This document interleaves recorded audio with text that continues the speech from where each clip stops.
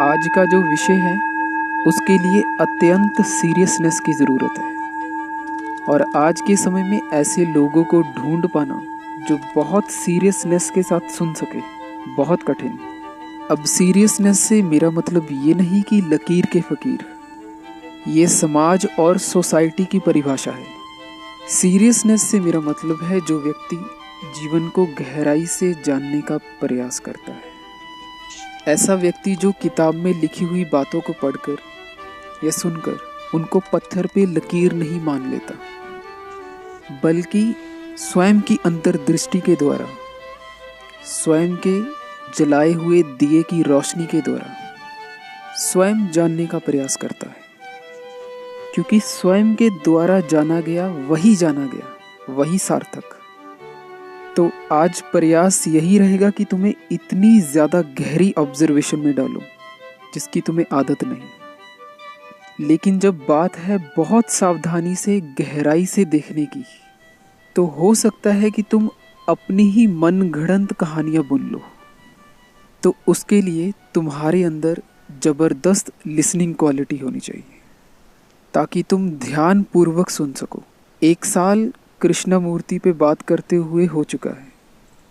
अब तो ये उम्मीद करता हूँ तुमसे कि तुम होश पूर्वक तो सुन सको। अब हर रोज़ इस पर तो बात नहीं कर सकता कि होश पूर्वक सुनना कैसे है। इस चैनल पे लिंक्स तुम्हें मिल जाएंगे अगर ढूंढोगे। लेकिन फिर भी एक छोटी सी उदाहरण दे देता हूँ। कमरे में अगर सांप आ जाए तो कितने अलर्ट हो जाते हैं हम, एकदम चौकन्ने। उस एक छोटे से अलर्टनेस के क्षण में तुम्हारे लिए जो तुमने भीतर ये संसार इकट्ठा किया है वो सब मिट जाता है। तुम्हारा कन्फ्यूजन कि कल तुम्हें क्या करना है, क्या प्लानिंग है, चिंताएं, दुख, यहाँ तक कि तुम्हें ये भी होश नहीं रहता कि तुम हिंदू हो या मुसलमान। एकदम अलर्ट हो जाते हो। उस समय तुम्हारी सारी विचारधारा ही गिर जाती है। तो ये अलर्टनेस की डिमांड करता हूँ तुमसे।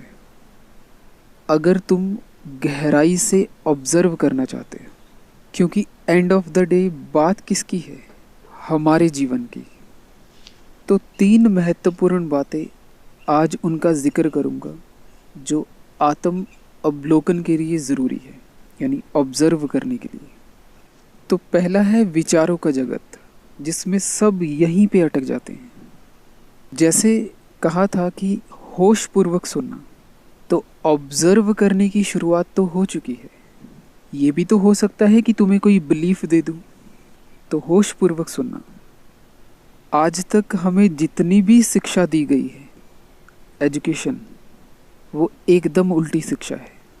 क्योंकि जो इंटेलिजेंस की हाईएस्ट फॉर्म है, पीक, वो गहराई से ऑब्जर्व कर पाना है अलर्टनेस के साथ, जिसमें एक तरह की फ्रेशनेस हो, ताज़ापन हो। वो 100 किताबें, 1000 किताबें, 1 लाख किताबें पढ़ने से नहीं आती। आजकल का जो युग है वो नॉलेज का युग है। इंटरनेट, पॉडकास्ट, इतनी वीडियोस। कहीं तुम ये आइडिया मत लगा लेना कि अगर किसी ने बहुत सी किताबें पढ़ी हैं कि वो भीतर से बहुत ज़्यादा शांत भी है, वो गहराई से ऑब्जर्व भी कर पाता है। आजकल तो ये चलन ही चल गया है कि लोग हर रोज़ स्पिरिचुअल ज्ञान सुन रहे हैं। अगर शब्द इकट्ठा कर लेने से, कॉन्सेप्ट इकट्ठा कर लेने से भीतर बहुत गहरे तलों में बदलाव आ जाता, तो कॉलेज से डिग्री ले लेने से ये सब हो जाता। व्यक्ति उस ज्ञान की वजह से इतना कंफ्यूज हो चुका है जिसे वो हाईएस्ट फॉर्म ऑफ इंटेलिजेंस मानता है। अभी ये न्यूज़ में आ रहा था कि बिल गेट्स भी बहुत किताबें पढ़ते हैं, एक किताब हर रोज़ चाट लेते हैं। जो व्यक्ति पहले से इतना सब आइडियाज़ इकट्ठा करके रखता है, उसके सामने जो सत्य है, जो इतना सरल है, अगर वो बात रखी जाए, वो मान ही नहीं सकता कि सत्य इतना सरल हो सकता है। ये जो बहुत से आइडियाज़ इकट्ठा हो जाते हैं किताबों से, अगर एक भी अनुभव, अगर एक भी अनुभव का एहसास तुम्हारा अपना है तो वो 1,00,000 किताबों पे भारी पड़ जाएगा, क्योंकि वो तुम्हारी दृष्टि से होकर गुजरा है। उधार नहीं लिया। अब ध्यान मेडिटेशन के बारे में ही ले लो। इतनी धारणाएं मिल जाएंगी तुम्हें ध्यान और मेडिटेशन के बारे में। लोगों ने तो कोर्स चला रखे हैं, जबकि कड़वा सत्य, ध्यान को कोई सिखा ही नहीं सकता।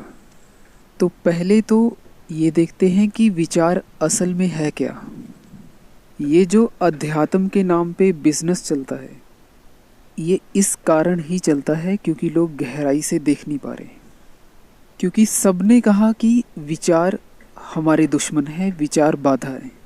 ये हमें शिक्षा दी गई है, लेकिन कभी तुमने ये जानने की कोशिश नहीं की कि क्या ये सच बात है। क्योंकि बहुत से लोग गहराई से जीवन को नहीं देखते, तो कुछ लोगों ने क्या किया, कहा कि ये अच्छा मौका है, इसमें बिजनेस किया जा सकता है। तो ये बिजनेस इस चीज़ पे चलता है कि जो हमारे नॉर्मल विचार हैं, एक सो कॉल्ड स्पिरिचुअल गुरु जो तथाकथित है, वो ये कहता है कि जो तुम्हारे विचार हैं वो तो है मटीरियलिस्टिक, दुनियावी हैं। तुम ऐसा करो, इन विचारों को छोड़ो, ये जो नए विचार है जो मैं तुम्हें दे रहा हूँ, इनको पकड़ लो। तभी तो ईश्वर की, आत्मा की, शरीर को, आत्मा को शरीर से बाहर निकालना, कुंडलिनी, इन सब की व्याख्याएं दी जाती हैं। ये बात की जाती है कि विचारों को मार दो। दोहरा रहा हूँ इस बात को, विचारों को मार दो। ये जो हिंदी की एक लाइन है, विचारों को मार दो, ये अपने आप में एक विचार है। तुम कभी ना कभी कहीं घूमने गए होगे। अगर तुमसे ये सवाल करूं कि याद करो जब तुम कहीं घूमने गए थे, तुरंत तुम्हारे दिमाग में एक तस्वीर रूप में विचार बनता है। या अगर कहूं अपनी पत्नी को याद करो, तुरंत एक विचार आता है। तो अगर एक और सवाल पूछा जाए कि ध्यान क्या है या ईश्वर क्या है, तब क्या होगा तुम्हारे अंदर?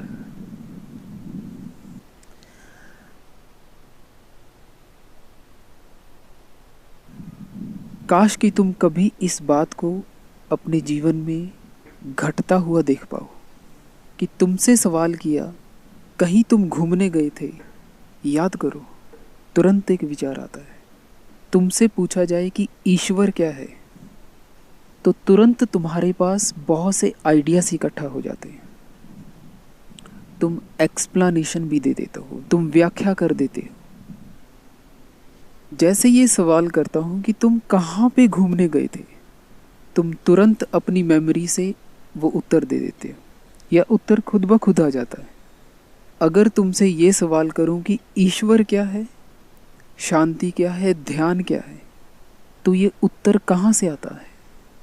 क्या ये उत्तर तुम्हारा अपना है, या कहीं से उधार ले लिया था?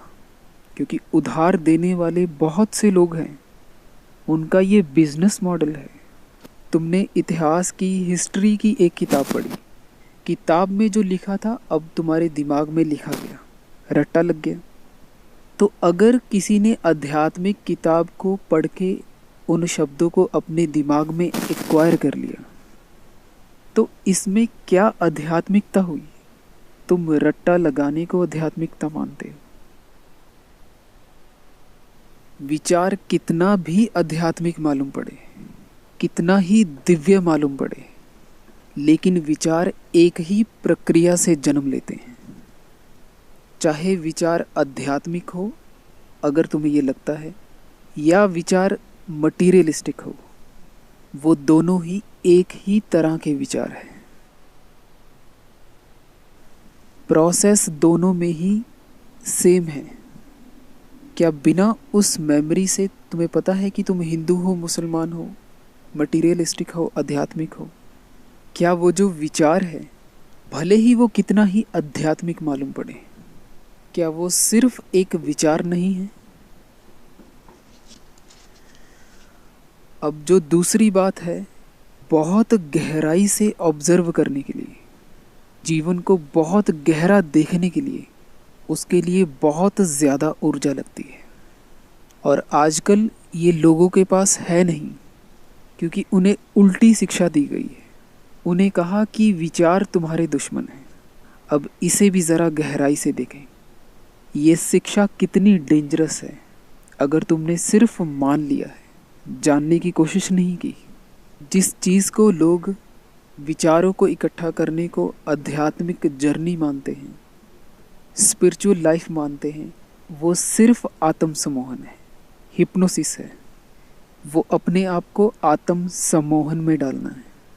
अब ज़रा ये देखने की कोशिश करते हैं कि इस शिक्षा को अगर अंधों की तरह मान लिया, ना सिर्फ इस शिक्षा को, अभी जो तुम सुन रहे हो, अगर इसको भी तुमने अंधों की तरह मान लिया, ये जो व्यक्ति बोल रहा है, तो ठीक वैसी ही चीज़ तुम दोहराओगे जैसी आज तक दोहराते आए हो। उसमें कोई फ़र्क नहीं होगा। इसलिए कहता हूँ, होश पूर्वक सुनो। सो कॉल्ड स्पिरिचुअल व्यक्ति के पास गए, गुरु के पास गए, उसने कहा कि तुम ही ईश्वर हो। या किसी के आश्रम चले गए, 10 स्पिरिचुअल विचार इकट्ठा कर लिए। अब जो पुराने विचार थे, उन विचारों में कुछ नए विचार ऐड हो गए। भीतर गहराई में कुछ नहीं बदला, सिर्फ नए विचार ऐड हुए मेमोरी के अंदर। लेकिन तुम घर आते हो, तुम पाते हो कि तुम्हारा जीवन तो कन्फ्यूजन से भरा है, चिंताएं हैं, दुख है, सफरिंग है, तुम्हें क्रोध आ जाता है। शिक्षा दी गई, और ये शिक्षा बहुत से लोग देते हैं। तुम्हें क्रोध आ रहा है, वो कहेंगे नहीं, तुम ये क्रोध नहीं हो। तो फिर ये जो तुम थोड़ी देर पहले चिल्ला चिल्ला कर एक दूसरे पे बरस रहे थे, वो कौन था? गुरु कहता है कि तुम ईश्वर हो, आत्मन हो, या कुछ और तरह के गुरु ये कहते हैं कि कहीं ईश्वर है। इन दो बातों को ख्याल में रखना। एक तो कह रहे हैं कि तुम ईश्वर हो, एक कह रहे हैं कि कहीं ईश्वर है। लेकिन तुम देखते हो कि तुम्हारे जीवन में दुख है, कन्फ्यूजन है, तुम्हें बहुत क्रोध आता है। इतने सारे कन्फ्यूजन के साथ तुम अपना जीवन जीते हो, तो उस व्यक्ति के जीवन में एक नया संघर्ष शुरू हो जाता है। ये डुअलिटी है। तो कुछ विचार कहते हैं कि तुम ईश्वर हो, लेकिन जीवन का रोज़ का अनुभव कहता है कि तुम्हें क्रोध आता है, तुम चिल्लाने लगते हो, तुम कंफ्यूज हो जाते हो। तो बिना मतलब का एक संघर्ष शुरू होता है, भीतर एक जंग शुरू हो जाती है इन दो धारणाओं के बीच। एक जो जीवन लेकर आता है कि तुम्हें क्रोध आता है, दूसरा वो लोग जो तुम्हें ये कह के ये शिक्षित करते थे कि तुम ये क्रोध नहीं हो। तो सवाल ये है, ये जो चिल्ला रहा था थोड़ी देर पहले, ये कौन था? क्या तुम ये देख पा रहे हो तुमने कितना ज़्यादा आत्म सम्मोहन में डाल रखा है? इतने सरल सत्य को तुम देख नहीं पा रहे कि तुम्हें क्रोध आता है। और वो सो कॉल्ड गुरु जो खुद इतना गहराई से नहीं देखते, वो कहते हैं कि तुम इनलाइटन हो जाओगे। या किसी और किस्म का गुरु कहता है कि कहीं पे ईश्वर है, वो सब ठीक कर देगा। तो ज़्यादातर लोग क्या कर रहे हैं, वो जो है, जो बन चुके हैं अब तक, वो इससे भागना चाहते हैं। लेकिन धोखे की बात क्या है कि वो जिससे भागना चाहते हैं, क्या वो कन्फ्यूजन, वो क्रोध, वो चिंताएं, क्या वो तुमसे अलग हैं या तुम ही वो सब हो? लेकिन कुछ नए विचार, 10-12 स्पिरिचुअल विचार कहते हैं कि तुम क्रोध नहीं हो। कितना बड़ा धोखा हो रहा है। जीवन में परेशानियां आती हैं, तुम्हें क्रोध आने लगता है, लेकिन कुछ विचार कहते हैं कि तुम क्रोध नहीं हो, क्योंकि तुमने उस गुरु को आंखें बंद करके माना। अंधा विश्वास, जाना नहीं, क्योंकि जानने से तो असलियत सामने आती है कि तुम्हें क्रोध आता है। लेकिन सब भागना चाहते हैं ऐसे ही जीवन से, तो वो एक काल्पनिक गोल बनाते हैं इनलाइटन हो जाने का। तो वो लोग कहते हैं कि जब तुम्हें क्रोध आए तो श्वासों पे ध्यान लगाना, क्योंकि बुद्ध ने कहा है, या बहुत सी ऐसी बातें कहते हैं वो लोग। जिस समय तुम्हें क्रोध आता है, अगर तुम्हारे भीतर के विचार कहते हैं कि श्वासों पे ध्यान लगाओ, तो अगर तुम 80 साल जियोगे, इस 80 साल के समय काल में तुम ये अपने भीतर तुम्हें क्रोध क्यों आता है, तुम इसे जान ही नहीं सकते, क्योंकि तुमने अंधा विश्वास किया है कि श्वासों पे ध्यान लगाना या कोई मेडिटेशन टेक्निक वो ध्यान है।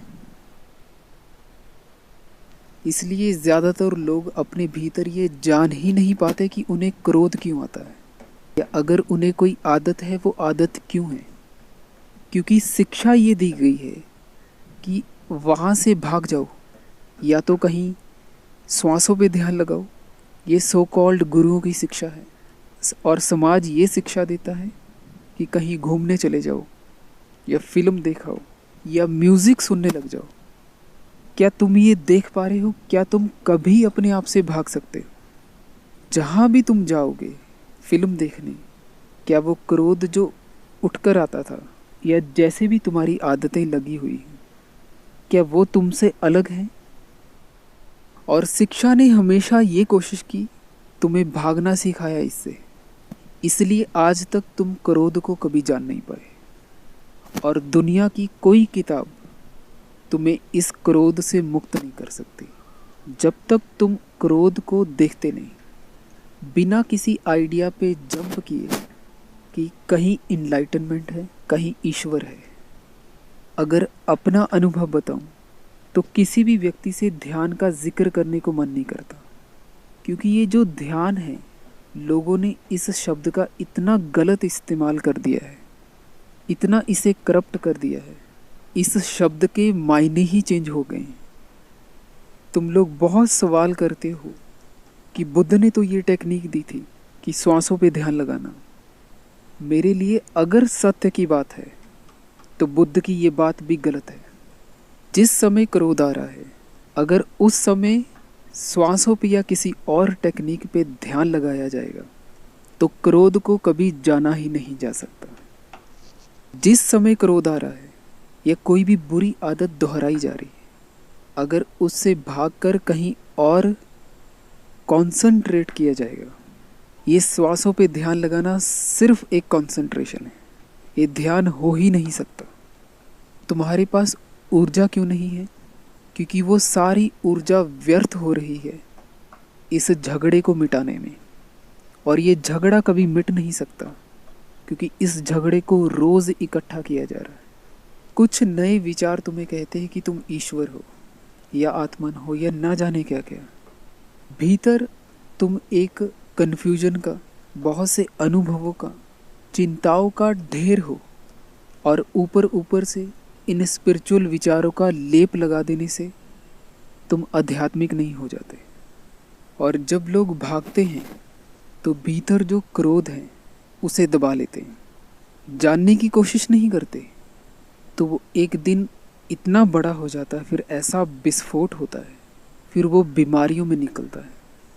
भीतर जो उठ रहा है उसे दबा लेना, ये कोई आध्यात्मिकता नहीं, ये सिर्फ दमन है, सप्रेशन है। अब बात करते हैं ऑब्जर्वेशन की। जिस समय क्रोध आए या कन्फ्यूजन हो या किसी भी तरह की आदत, तुम जानते ही होगे कि तुम्हारे जीवन में क्या क्या हो रहा है। जब भी ऐसी कोई आदत आए, जब भी कुछ ऐसा हो, अगर तुम बिना किसी आइडिया पे जंप किए, जैसे कहा था कि सिर्फ ऑब्जर्व करना, बिना उसमें छेड़खानी किए, क्योंकि छेड़खानी के विचार किन लोगों ने दिए? ये जो उल्टी शिक्षा है कि जो क्रोध आता है वो सही है या गलत, ये उसी शिक्षा से आता है। अगर तुम भागो मत, सिर्फ उस क्रोध को देखो कि ये क्रोध क्या है, ये क्रोध कैसे पैदा होता है, अगर ये क्रोध जाएगा तो ये कैसे जाता है, ये मिटता कैसे है, क्योंकि 24 घंटे तुम क्रोध में नहीं होते। कैसे आना हुआ, कैसे जाना हुआ, बिना किसी आइडिया पे जंप किए कि इनलाइटनमेंट है, ईश्वर है, क्योंकि ये आइडियाज़ तुम्हारे नहीं हैं, तुमने उधार लिए।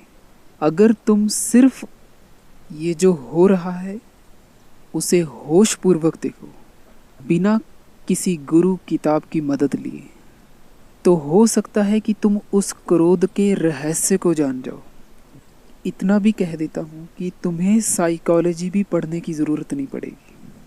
अगर तुम आइडियाज़ पे भागना बंद करो, जो सत्य है, जो प्रकट हो रहा है, अगर सिर्फ उसे देख सको, देखना मात्र।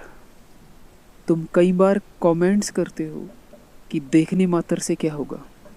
देखने मात्र से वो हो सकता है, वो मिरेकल हो सकता है जो करने से नहीं होगा, जो करता नहीं कर सकता, जो सिर्फ देखने मात्र से हो सकता है। जब भी क्रोध आए या कन्फ्यूजन हो या चिंता हो, बिना उसे ये कहे कि ये सही है या गलत है, सिर्फ उसे देखो कि ये मेरे साथ क्या हो रहा है, सिर्फ देखना मात्र। तो जो ये हो रहा है तो उसका रहस्य को जाना जा सकता है। अभी तो तुम्हारे लिए सिर्फ ये कॉन्सेप्ट हो सकता है, मुझे सुनते हुए भी, कि विचार मेमोरी से आते हैं।